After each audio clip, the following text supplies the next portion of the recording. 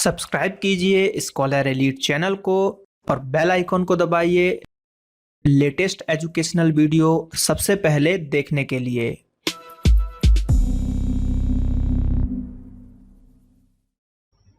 Hello दोस्तों, आपका स्वागत है आपके अपने ही चैनल में जिसका नाम है स्कॉलर एलाइट। दोस्तों, यहाँ पर आज हम बात करने वाले हैं बायोलॉजी, जो कि मैंने एनटीपीसी और सभी एग्जामों के लिए यहाँ पे स्टार्ट किया। बहुत ही डिटेल में हम पढ़ रहे हैं, बहुत सारी चीजें सीख रहे हैं आप लोग। तो उसको जो है यहाँ पर मैं उसका पार्ट 3 बताने जा रहा हूँ। और जैसा कि मैंने आपको बताया था कि इसमें हम सेल डिवीजन पढ़ेंगे, कोशिका विभाजन। कोशिका विभाजन विभाजन पढ़ेंगे। इससे जो है क्वेश्चन पूछे जाते हैं एग्जाम में, एक दो क्वेश्चन आ जाते हैं, तो उन्हीं को हम यहाँ पर डिस्कस करते हैं। तो चलिए शुरुआत करते हैं।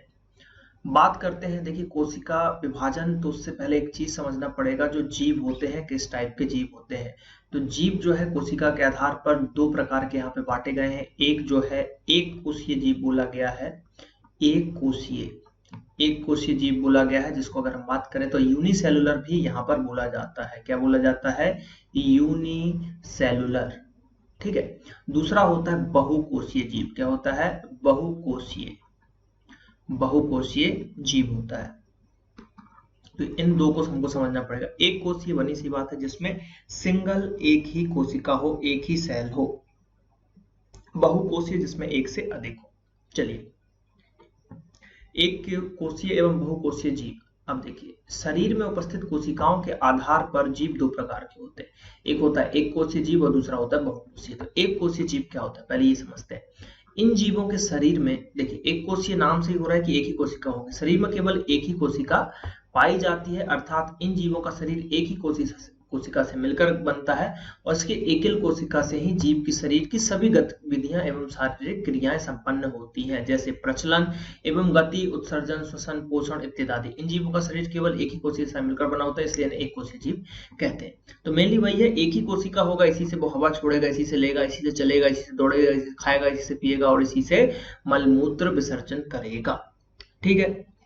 बहुकोशीय जीव की बात करें, जैसे कि जो हम लोग हैं, जो मानव शरीर है, वो एक बहुकोशीय जीव होता है। इसमें क्या होता है, बहुत सारी कोशिकाएं होती है। जैसे मानव शरीर की आप अगर बात करते हो तो बहुत सारी कोशिकाएं हैं, इसमें अनगिनत कोशिकाएं हैं और बहुत सारे अलग अलग आपके ऑर्गन्स मिलेंगे। जैसे दिल अलग काम करता है हमारा, है ना, किडनी अलग काम करती है, हाथ अलग काम करता है, हाथ की मांसपेशी अलग काम करती है। तो बहुत सारे सेल से जुड़ के बना है। तो देखिए, इन जीवों का शरीर एक से अधिक कोशिकाओं से मिलकर बना होता है और इन जीवों की कोशिकाएं समूहों में व्यवस्थित होकर कार्य करती हैं। जैसे हमारे हाथ की कोशिकाएं एक समूह में व्यवस्थित रहती हैं और वहां पर काम करती है। इस प्रकार जीवों में कोशिकाओं के समूह एक ही कार्य के लिए उत्तरदायी होकर एक अंग यानी कि ऑर्गन बन, जैसे किडनी एक ही काम करती है, बहुत सारी कोशिकाओं का समूह है, तो उसको हमने एक ऑर्गन कर दिया, उसको निर्माण बना दिया। और श्रम विभाजन भी इसको कहते हैं। जिन जीवों में कोशिकाएं आपस में मिलकर ऊतक तथा ऊतक मिलकर अंग तथा अंग मिलकर तंत्र तथा बहुत सारे तंत्र मिलकर शरीर का निर्माण करते हैं। तो इस तरीके से जो कोशिकाएं होती हैं वो जीवों को कोशिकाओं के आधार पर विभाजित किया जाता है। अब जो आज का टॉपिक है असली, उसको हमको पढ़ना है, वो है यहाँ पर कोशिकीय प्रजनन या फिर कोशिका विभाजन, सेलुलर रिप्रोडक्शन या फिर सेल डिवीजन। क्या है? सेलुलर रिप्रोडक्शन या फिर सेल डिवीजन। इसकी अगर हम बात करें तो किसी एक कोशिका से दो कोशिकाओं का बनना ही कोशिका विभाजन कहलाता है। फिर से बोल रहा हूँ, फिर से रिपीट कर रहा हूँ, क्या होता है? किसी एक कोशिका से दो कोशिकाओं का बनना ही कोशिका विभाजन होता है। यानी कि ये एक कोशिका है, इसके अंदर होता है केंद्रक और केंद्रक के अंदर भी होता है केंद्रिका, जो मैंने कल की क्लास में बताई थी। केंद्रक के अंदर केंद्रिका होती है, जिसकी फाउंटेना ने खोज करी थी। और केंद्रक की खोज किसने करी थी? रॉबर्ट ब्राउन ने। तो ये एक कोशिका है, उसके अंदर केंद्रक है। तो ये एक कोशिका से दो कोशिका में विभक्त हो जाएगा, तो एक केंद्रक ये रहा, दूसरा केंद्रक यहाँ पर बन जाएगा। तो केंद्रक का भी विभाजन हो जाएगा, क्योंकि हर कोशिका में एक उसका अपना केंद्रक होगा। अब देखते हैं क्या कहलाता है। कोशिका सिद्धांत के अनुसार पुरानी कोशिकाओं के विभाजन से नई कोशिकाएं बनती हैं। कोशिकाओं का विभाजन ही कोशिकीय प्रजनन कहलाता है। कोशिकीय प्रजनन एक आवश्यक प्रक्रिया है जो जीवों की वृद्धि एवं विकास तथा प्रजनन तथा उसकी निरंतरता जो है, कंटिन्यूटी को बनाए रखता है। और सभी नई कोशिकाएं पुरानी या पैतृक कोशिकाओं के विभाजन से ही बनती है। और इस तथ्य का सबसे पहले प्रतिपादन नगेली किसने किया था? भैया नगेली नामक वैज्ञानिक ने किया था। तो ये एक इंपॉर्टेंट क्वेश्चन है कि कोशिका विभाजन का सबसे पहले प्रतिपादन किसने किया? तो नगेली नामक जो एक वैज्ञानिक थे, उन्होंने कहा, तो नागेली, क्या, नागेली, नागेली याद रखिएगा। चलिए, अब कोशिकीय चक्र क्या होता है, सेलुलर साइकिल क्या होता है, किसी कोशिका के पूरे जीवन काल को कोशिकीय चक्र कहते हैं। कोई भी साइकिल होती है तो उसका एक पूरा, जैसे ह्यूमन साइकिल है, पैदा होने से मरने तक, उसको हम ह्यूमन साइकिल बोलेंगे। तो ऐसे ही कोशिका का जो जीवन काल है कि शुरुआत से लेके अंत तक जो है उसको हम वो बोलेंगे क्या, कोशिकीय चक्र। आगे बात करते हैं, यह चक्र कोशिका के निर्माण से प्रारंभ होता है तथा कोशिका के विभाजित होने तक चलता है। कोशिका के निर्माण से, बनी सी बात है, कोई भी चीज है कोशिका के स्टार्टिंग से, पैदा होने से, बचपन से लेके वृद्धावस्था तक, ठीक है। और कोशिकीय चक्र एक निरंतर चलते रहने वाली प्रक्रिया होती है।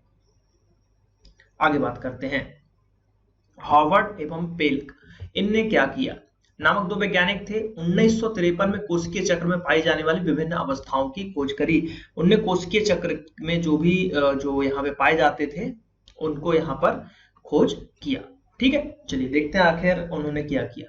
तो मेनली जो है यहाँ पर देखिए, हम कोशिका विभाजन के बारे में पढ़ेंगे, तो थोड़ा सा अच्छा टॉपिक है और क्वेश्चन पूछे जाते हैं। थोड़ा सा आपको हो सकता है कि बहुत सारी चीजें याद रखनी पड़े, क्योंकि इसमें जो है याद रखने वाली चीजें थोड़ी सी ज्यादा हैं। तो चलिए सेल डिवीजन की बात करते हैं। कोशिका विभाजन, कोशिका विभाजन में से जीवन में प्रजनन एवं वृद्धि होती है। कोशिका विभाजन की प्रक्रिया का सर्वप्रथम फ्लेमिंग नामक वैज्ञानिक से 1882 में एक सरीसृप ट्राइट्यूरस मुस जो है ट्राइट्यूरस मस्कुलोसा में देखा था। अब आपको ये नाम याद रहे तो अच्छी बात है, अगर ये नाम याद नहीं रहता तो सरीसृप याद कीजिएगा। सरीसृप में फ्लेमिंग ने इसको देखा था। कोशिका विभाजन का विस्तृत अध्ययन 1920 में बेलर ने किया। किसने किया भैया? बेलर ने। तो कैसे याद रखोगे? फ्लेमिंग जो था उन्होंने सेल डिवीजन को बताया यहाँ पर, और फिर आ गए कौन? बेलर या बेलन, याद रखो इसको। ये ऐसा होता है ना, बेलन कुछ इस टाइप का होता है। बेलन लेके आया और उन्होंने इसका अच्छे से और विस्तृत, इसके ऊपर इतनी सी थी रोटी, बेल बेल के इतना बड़ा इतना बड़ा इतना बड़ा कर दिया, यानी कि इसको जो है विस्तार में बताया बेलन ने या फिर बेलर ने। कोशिका विभाजन जीवधारियों की एक अत्यंत महत्वपूर्ण प्रक्रिया है, ठीक है। तो मेरे लिए याद रखना है, सर्वप्रथम कोशिका विभाजन की अगर हम बात करें तो फ्लेमिंग ने यहाँ पर दिया है, और अगर हम बात करें आगे की विस्तृत उसको किसने किया है, तो उसको बेलर ने या फिर बेलन ने यहाँ पर किया है। बात करते हैं कोशिका विभाजन के प्रकार की। कोशिका विभाजन के प्रकार की बात करें तो types of cell division. Types of cell division की अगर हम बात करें तो यहाँ पर हमको सबसे पहला टाइप मिलता है समसूत्री विभाजन या फिर समसूत्री कोशिका विभाजन। वैसे मेनली जो है 3 प्रकार के होते हैं यहाँ पर, कोशिका प्रजनन या कोशिका विभाजन निम्न 3 प्रकार के होते हैं, जिसमें से पहला है समसूत्री, फिर अर्धसूत्री यहाँ पर आएगा, तो बहुत सारे हैं, तो हम उनको देखते हैं तीनों को, क्योंकि इसके अंदर भी बहुत सारे हैं। जैसे समसूत्री है तो इसके अंदर भी 1 2 3 4 इस तरीके से मिलेंगे, तो इसलिए थोड़ा सा टिपिकल हो जाता है। लेकिन मेनली क्वेश्चन जो है समसूत्री और अर्धसूत्री विभाजन से पूछे जाते हैं, तो जो क्वेश्चन पूछे जाएंगे वो हम बताएंगे। चलिए, समसूत्री विभाजन जिसको माइटोसिस भी कहा जाता है या मिटोसिस भी कहा जाता है। क्यों ये याद रखना इसलिए जरूरी है क्योंकि एग्जाम में आपको जो है हिंदी में भी वो माइटोसिस या फिर मिटोसिस, जो भी आप इसको प्रोनाउंसिएशन करें, ठीक है, वो यहाँ पर बोला जाएगा। चलिए, इसे कायिक कोशिका विभाजन भी कहा जाता है, सोमैटिक सेल डिवीजन भी इसको कहा जाता है। क्या कहा जाता है? सोमैटिक सेल डिवीजन भी कहा जाता है। इस विभाजन की खोज डब्ल्यू फ्लेमिंग ने करी। देखो, ऊपर वालों ने फ्लेमिंग ने करी, इनने डब्ल्यू फ्लेमिंग ने खोज करी 1882 में। इस विभाजन में मात्र कोशिकाएं यानी कि मदर सेल या फिर मूल कोशिकाएं 2 समान कोशिकाओं में विभाजित हो जाती है, जिसमें से गुणसूत्रों की संख्या मात्र कोशिकाओं के ही समान होती है, इसलिए इसे समसूत्री कोशिका विभाजन कहते हैं। और यह कोशिका विभाजन कायिक या फिर दैहिक कोशिकाओं में होता है। कुछ निम्न श्रेणी के जीव जिसमें निषेचन नहीं होता है इस विधि के द्वारा अलैंगिक प्रजनन करते हैं, और उदाहरण कवक, शैवाल, प्रोटोजुआ इत्यादि।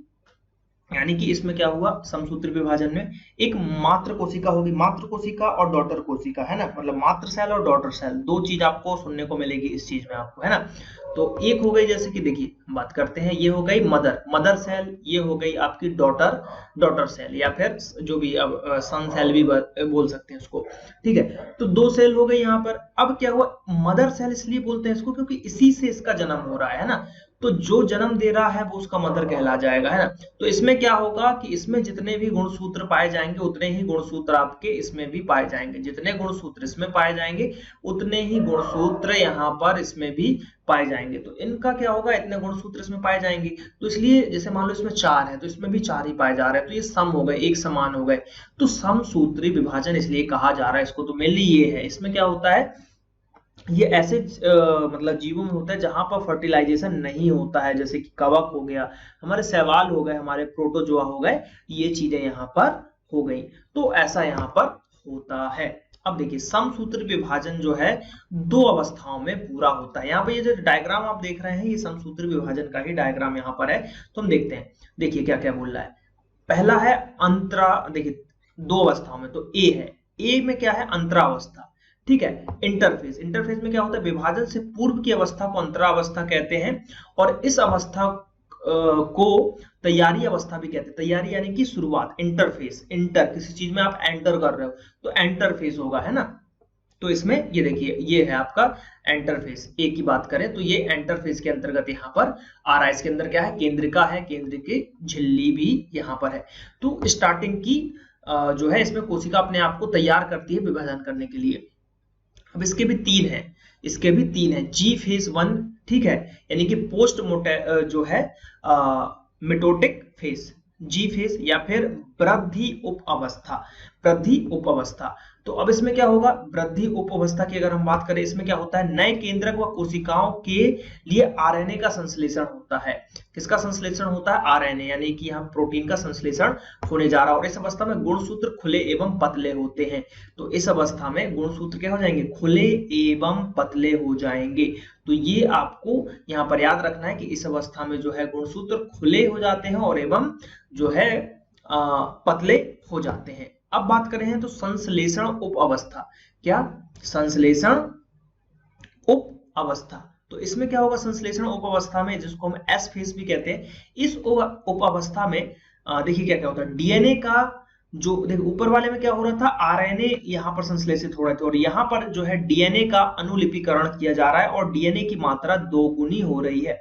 डीएनए की मात्रा क्या हो रही है, डीएनए की मात्रा 2 गुनी हो रही है, और प्रत्येक गुणसूत्र के 2 अर्धसूत्र यहाँ पर बन रहे हैं, प्रत्येक गुणसूत्र के 2 अर्धसूत्र यहाँ पर बन रहे हैं। इस डायग्राम में आप देख रहे हो कि प्रत्येक के जो है 2 बन रहे हैं, जितने भी एक है उसके 2 गुणसूत्र यहाँ पर बनते जा रहे हैं। वृद्धि उपावस्था में क्या होता है कि डीएनए का निर्माण पूर्ण हो जाता है और नई कोशिका के लिए आरएनए, प्रोटीन एवं अन्य वस्तुओं का भी यहाँ पर संश्लेषण होने लगता है। तो मेनली जो है देखिए डायग्राम में ऐसा कोई हमको इंपॉर्टेंट नहीं है, और ये जो चीज मैं आपने आपको बताई है इसमें से ज्यादा क्वेश्चन नहीं आते। क्वेश्चन आपको सबसे ज्यादा पूछा जाएगा समसूत्री विभाजन और अर्धसूत्री विभाजन में, ठीक है। लेकिन ये फेस आपको याद होना चाहिए, क्वेश्चन ऐसा पूछ लेंगे समसूत्री विभाजन कितने फेस में, अवस्थाओं में पूरा होता है, तो 2 अवस्थाओं में पूरा होता है। एक जो है यहाँ पर अंतरावस्था है, और आगे हम देखते हैं और भी चीजें। चलिए क्या है अब दूसरा, इसमें क्या है, एम फेज, दूसरा क्या है, एम फेज है। तो इसमें क्या होता है भैया, इस अवस्था में समसूत्री विभाजन जो होता है वास्तविक प्रक्रिया संपन्न होती है, और यह उप अवस्था के 2 चरणों में पूरी होती है। देखिए मेनली क्वेश्चन यहाँ से पूछा जाता है कि जो विभाजन की है ना, विभाजन की वास्तविक प्रक्रिया जो है किस फेज में स्टार्ट होती है, तो भैया एम फेज में। कैसे याद रख सकते हो, मेन फेज, ठीक है, मेन प्रक्रिया, मेन फेज, इस तरीके से आप याद रख सकते हो। और क्वेश्चन ये भी पूछा जाता है केंद्रकों का विभाजन किसमें होता है, तो मेन फेज में ही केंद्रक का विभाजन होगा। तो केंद्रक विभाजन, समसूत्री विभाजन में केंद्रक विभाजन की प्रक्रिया 4 अवस्थाओं में पूरी होती है। समसूत्री विभाजन में केंद्रक विभाजन की प्रक्रिया क्या होगी, 4 अवस्थाओं में पूरी हो जाएगी। पहला पूर्वावस्था, दूसरा मध्यावस्था, तीसरा जो है पाश्चावस्था, और चौथा है अंत्यावस्था, ठीक है। तो अगर हम प्रोफेज की बात करते हैं, ठीक है, पूर्वावस्था, प्रोफेज, इसमें क्या क्या होता है, केंद्रक का क्रोमेटिन जाल संघनित होकर क्रोमोसोम में निर्माण हो जाता है। जो केंद्रक है, क्रोमेटिन जाल है, संघनित होकर क्रोमोसोम में बदल जाता है। सेंट्रोसोम में 2 सेंट्रियोल ध्रुव चले जाते हैं, दोनों ध्रुव सेंट्रियोल के बीच बहुत से तंतु बनकर तुर्क के रूप में व्यवस्थित हो जाते हैं। केंद्रीय झिल्ली और न्यूक्लियस विलुप्त हो जाते हैं। गुणसूत्र जो है तुर्क की मध्य रेखा की ओर गति करने लगती है। ठीक है, अब आता है मेटाफेज, जिससे क्वेश्चन यहाँ पर उठता है इंपॉर्टेंट, वो क्या है आगे हम बताएंगे। गुणसूत्र छोटे तथा मोटे हो जाते हैं तथा तुर्क एवं कोशिकाओं की मध्यरेखाओं में विसर्जित होते हैं। कुछ तुर्क तंतु सेंट्रीओल से जुड़कर तुर्क उपकरण बनाते हैं और गुणसूत्र बिल्कुल स्पष्ट दिखाई देने लगते हैं। तो यही जो सी वाला पॉइंट है, यही क्वेश्चन पूछा जाता है कि गुणसूत्र किस अवस्था में बनते हैं। तो मेटाफेज में गुणसूत्र जो है स्पष्ट दिखाई देने लगते हैं। ये एक बहुत इंपॉर्टेंट क्वेश्चन है, मोस्ट आईएमपी क्वेश्चन, ये कई बार एग्जामों में पूछा गया है। तो आपको याद रखना है कि मेटाफेज में क्या होता है, गुणसूत्र जो है बिल्कुल स्पष्ट यहाँ पर दिखाई देने लगते हैं। अब आता है एनाफेज। एनाफेज की बात करें तो इसमें भी बहुत सारी चीजें होती है, लेकिन जो है इंपॉर्टेंट चीज है इसमें क्या है, देखिए देखते हैं। सेंट्रोमियर विभाजित हो जाता है तथा एक गुणसूत्र के दो क्रोमेटिड अलग हो जाते हैं और दोनों गुणसूत्र बन जाते हैं। दोनों गुणसूत्र विपरीत ध्रुवों की ओर गति करने लगते हैं और आपस में टेढ़े हो जाते हैं विपरीत में, यानी कि देखो जैसे ये दो ध्रुव है तो एक इधर गति करेगा, एक इधर गति करेगा, यहाँ भी है तो एक इधर गति करेगा, एक इधर गति करेगा, एक इधर करेगा, एक इधर करेगा, तो दोनों अलग अलग दिशाओं में गति करेंगे। तुर्क तंतु गुणसूत्रों को विपरीत ध्रुवों की ओर खींचते हैं। तो यहाँ पे जो तुर्क तंतु होते हैं ये इन दोनों को अलग अलग खींचते हैं, एक को इधर खींचेंगे, एक को इधर खींचेंगे, एक को इधर खींचेंगे, एक को इधर खींचेंगे, इस तरीके से होता है। अब बात करते हैं लास्ट वाले की। ये डायग्राम में अगर आप देख रहे होंगे तो ये देखिए, ये अंत्यावस्था है, ये प्रारंभिक अवस्था है, ये पूर्वावस्था है, ये सब है। तो इसमें ये देखिए गुणसूत्रों को एक दूसरे से अलग खींचा जा रहा है, ये देखिए एक दूसरों को अलग खींचा जा रहा है ना, ये चीजें यहाँ पर होती हैं। चलिए अब लास्ट वाला जो है टेलोफेज की बात करते हैं। तो इसमें क्या होता है, संतति गुणसूत्र विपरीत ध्रुवों की ओर चले जाते हैं। क्रोमेटिन जाल केंद्रीय झिल्ली तथा एक केंद्र का पुनः बन जाता है, मतलब सब कुछ इसमें बन गया, क्रोमेटिन जाल बन गया, गुणसूत्र बन गए, केंद्रक बन गया, और यहाँ भी वही चीज थी। तो यानी कि ले दे के दो अलग अलग में विभाजित हो गए। जंतु कोशिका में सेंट्रियोल विभाजित होकर दो सेंट्रियोल बना लेता है, तुर्क उपकरण समाप्त हो जाते हैं, दोनों ध्रुव पर केंद्रक बन जाते हैं और प्रत्येक में गुणसूत्रों की संख्या समान एवं मात्र कोशिकाओं के बराबर हो जाती है। 4 अगर इसमें है तो 4 इसमें हो जाएगी, ये वाला मात्र हो जाएगा और ये वाला जो है डॉटर सेल हो जाएगी। इसको हम मदर सेल और इसको डॉटर सेल भी कहते हैं। तो क्वेश्चन यहां से ये पूछा जाएगा कि भैया केंद्रक का विभाजन जो है या फिर पूर्ण रूप से केंद्रक या दो जो कोशिकाएं हैं अलग हो जाती हैं किस फेज में, तो टेलोफेज में। आपको याद रखना, देखिए टेलीकॉलिंग होती है, आप दो अलग अलग लोग रहते हैं तो कॉल पे बात करते हैं, फोन लगाते हैं, तो इस तरीके से आपको याद रखना है कि जब दो अलग अलग लोगों से बात करेंगे यानी एकदम दूर दूर है, अलग अलग है, तो भैया टेलोफेज कहलाएगा, जिसमें पूरे तरीके से बाहर हो जाते हैं। ठीक है, आई होप समझ में आया होगा। थोड़ा सा ये वाला लेक्चर हो सकता है कि बोरिंग लगे, क्योंकि इसमें जो है थ्योरी थोड़ी सी ज्यादा है। कोशिका द्रव्य की बात करते हैं, कोशिका द्रव्य विभाजन की हम बात करते हैं। इस प्रक्रिया में केंद्रक के पश्चात कोशिका द्रव्य एवं कोशिकांग विभाजित होते हैं, जिसके फलस्वरूप एक मात्र कोशिका से दो विकसित कोशिकाएं बन जाती हैं और यह क्रिया पौधों एवं जंतुओं में अलग अलग विधियों से होती है। पौधों में कोशिका द्रव्य विभाजन की हम बात कर लेते हैं। पौधों की कोशिकाओं में कोशिका द्रव्य के विभाजन में दो केंद्रकों के मध्य कोशिका पट्टी का निर्माण हो जाता है और यह कोशिका पट्टी मात्र कोशिका की भित्ति से जुड़कर इस कोशिकाओं को दो संस्थिति में अलग कर देता है। सिंपल सा है। जंतुओं में जो होता है कोशिका द्रव्य विभाजन वो कैसे होता है वो देखते हैं। जंतुओं की कोशिकाओं में कोशिका द्रव्य जो है संकीर्ण होता है और उसके द्वारा जो है संकीर्णन के द्वारा विभाजित होता है। इस प्रक्रिया के पश्चात दो बराबर भागों में वो विभक्त हो जाते हैं। तो मेनली क्वेश्चन पूछ सकते हैं कि जंतु कोशिका में जो कोशिका द्रव्य विभाजन होता है वो किस प्रकार से होता है, तो संकीर्णन के द्वारा होता है। याद रखिएगा, संकीर्ण के द्वारा होता है। अब समसूत्री विभाजन का यहाँ पर महत्व क्या है देख लेते हैं। समसूत्री विभाजन के कारण ही जीवों में वृद्धि एवं विकास होता है और इस विभाजन के द्वारा मात्र कोशिकाओं के समान ही दो संतति कोशिकाएं बनती हैं। कुछ सूक्ष्म जीव इस विभाजन के द्वारा ही अलैंगिक प्रजनन करते हैं और इस विभाजन के द्वारा ही शरीर की मरम्मत होती है और शरीर के घाव भरते हैं। अब बात करते हैं अर्धसूत्री कोशिका विभाजन की। अगर हम बात करें तो इसे हम न्यूनकारी कोशिका विभाजन भी कहते हैं। क्या कहते हैं? न्यून कारण कोशिका विभाजन भी कहते हैं। और इस विभाजन में एक मात्र कोशिका विभाजित होकर चार संतति कोशिकाएं बनाती हैं। इंपॉर्टेंट है, एक मात्र कोशिका विभाजित होकर चार कोशिकाएं यहाँ पर बनाती है, जिनमें गुणसूत्रों की संख्या जो है मात्र कोशिकाओं की आधी रह जाती है, इसलिए इसे अर्धसूत्री या न्यूनकाणी कोशिका हम बनाते हैं। मान लो जैसे कि ये इसमें 18 गुणसूत्र थे तो इसने 4 बना दिया, ठीक है, तो इसमें जो है 18 थे तो इनमें जो है इनके 9 हो जाएंगे, आधी रह जाएगी, जिस कारण से जो इसको अर्धसूत्री विभाजन भी कहा जाता है। तो देख लेते हैं, देखिए इसमें क्या है अर्धसूत्री विभाजन के बारे में। अर्धसूत्री कोशिका विभाजन की खोज बीजमैन ने करी थी। किसने करी भैया? बीजमैन ने करी। और लेकिन इसका सर्वप्रथम विस्तृत अध्ययन स्ट्रासबर्गर ने किया। किसने किया? स्ट्रासबर्गर ने 1888 में किया। यह विभाजन जनन कोशिकाओं में होता है और इसके द्वारा जंतुओं में शुक्राणु, स्पर्म तथा अंडाणु एवं पौधों में नर मादा युग्मक बनते हैं, ठीक है। तो देखिए अर्धसूत्री विभाजन की यहाँ पे प्रोसेस दी हुई, बहुत सारे यहाँ फेस है एग्जाम, इसमें जो इमेज में आप देख पा रहे होंगे। तो मेनली इमेज से ऐसा कुछ खास समझ में नहीं आएगा, हम इसको आगे जो है पढ़ेंगे। अर्धकोशिका विभाजन जो है निम्न 2 चरणों में पूरा होता है। म्यूसोसिस, ठीक है, मियोसिम प्रथम एवं मियोसिम द्वितीय। क्या होता है? मियोसिम प्रथम एवं मियोसिम द्वितीय। तो देखते हैं मियोसिम प्रथम क्या है और मियोसिम द्वितीय क्या है। अब प्रथम अर्धसूत्री विभाजन या मियोसिम प्रथम, इसमें 4 अवस्थाएं होती हैं। क्या होती है? इसमें 4 अवस्थाएं होती हैं। पहला है पूर्वावस्था या प्रथम फेज या फिर प्रोफेज। यह एक जटिल एवं लंबी अवस्था है जिसमें 5 उप अवस्थाएं होती हैं। क्या होती हैं? 5 उप अवस्थाएं होती है। देखिए अब मियोसिम प्रथम के अंदर 4 हैं और 4 में से पहला वाला है जो प्रोफेज है उसके अंदर भी 5 है, तो इसलिए ये थोड़ा सा टॉपिक बोरिंग है और क्रिटिकल लगता है लोगों को।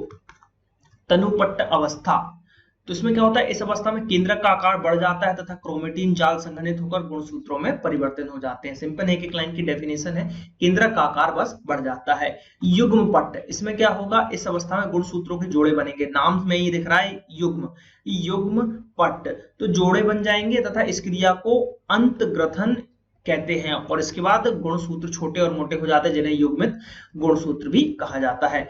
स्थूल पट्ट की बात करें तो इसमें क्या होता है भैया? गुणसूत्रों के क्रोमेटिड स्पष्ट हो जाते हैं और एक ही स्थान पर 4 अर्ध गुणसूत्र दिखाई देने लगते हैं और इस दशा को जो है चतुर्संयोजक दशा भी कहते हैं। क्या बोलते हैं? चतुर्संयोजक दशा भी कहते हैं।